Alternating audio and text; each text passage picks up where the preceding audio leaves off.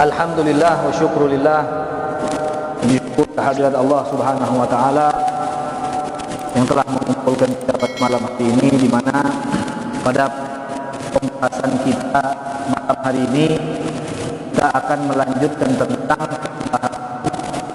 tema mencari keberkahan dari orang-orang yang soleh, terutama dari baginda Rasulullah Sallallahu Alaihi Wasallam.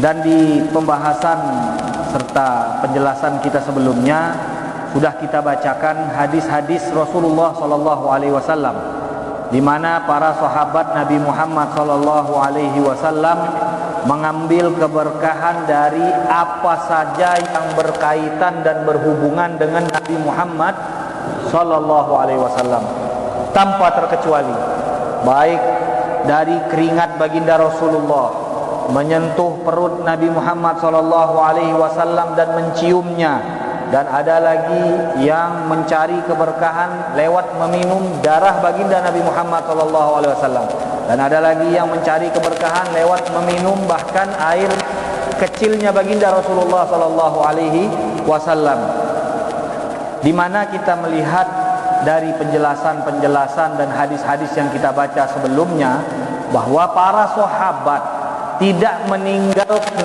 saja yang berkaitan dengan Nabi Muhammad SAW kecuali mereka meyakini di dalamnya ada keberkahan, di dalamnya ada keistimewaan karena bernisbat kepada Nabi Muhammad SAW.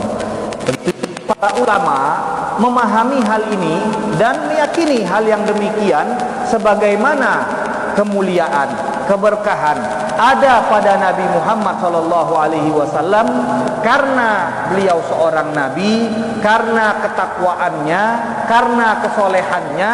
Maka para ulama pun mengatakan sebagaimana boleh mencari keberkahan kepada nabi, begitu juga boleh mencari keberkahan kepada pewaris-pewaris nabi. Mereka para cucu-cucu Rasulullah, mereka orang-orang yang mewarisi ilmu Rasulullah, itu juga termasuk pewaris Nabi. Karena baginda Rasulullah SAW mengatakan, al-ulama warasatul anbiya, para ulama itu adalah pewaris para nabi. Jadi sebagaimana boleh mencari keberkahan dari nabi, boleh mencari keberkahan dari orang-orang soleh setelah Muhammad Sallallahu Alaihi Wasallam. Nah, di sini kita akan memberikan bukti dari dalil-dalil hadis-hadis Rasulullah SAW. Jadi sekedar kita menganalogikan saja, karena kalau kita sekedar menganalogikan tanpa ada fakta sejarah yang membuktikan bahwa ambil keberkahan tidak harus dengan ini, nanti orang bisa mengatakan, ngade-ngade satu pacak-pacak dia lah tuh buat kias sendiri.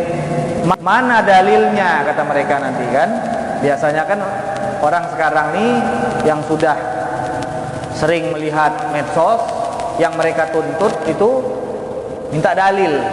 Nah, makanya saya pernah menjelaskan bahwa yang dilakukan oleh para pendahulu kita ini tidak terlepas dari dalil.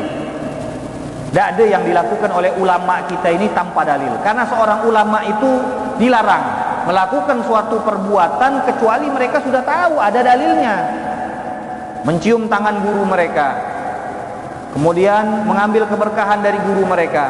Kita tahu bahwa cerita para ulama di dalam memuliakan guru mereka, di dalam memuliakan para ulama, mengambil keberkahan antara ulama, itu ceritakan di dalam sejarah para ulama-ulama kita. Nah, untuk itu sebelum kita menceritakan tentang ulama-ulama, kita ceritakan terlebih dahulu di sini. Kalau tadi kita sebelumnya kita sudah bagaimana para sahabat mengambil keberkahan. Lalu tadi kita menyampaikan bahwa sebagaimana boleh mengambil keberkahan dari Nabi, boleh juga mengambil keberkahan dari orang setelah Nabi. Yang penting mereka memang orang yang soleh, orang yang alim, orang yang berhak untuk diambil keberkahan. Karena ketakwaannya, karena kesolehannya, karena nisbatnya kepada baginda Rasulullah SAW.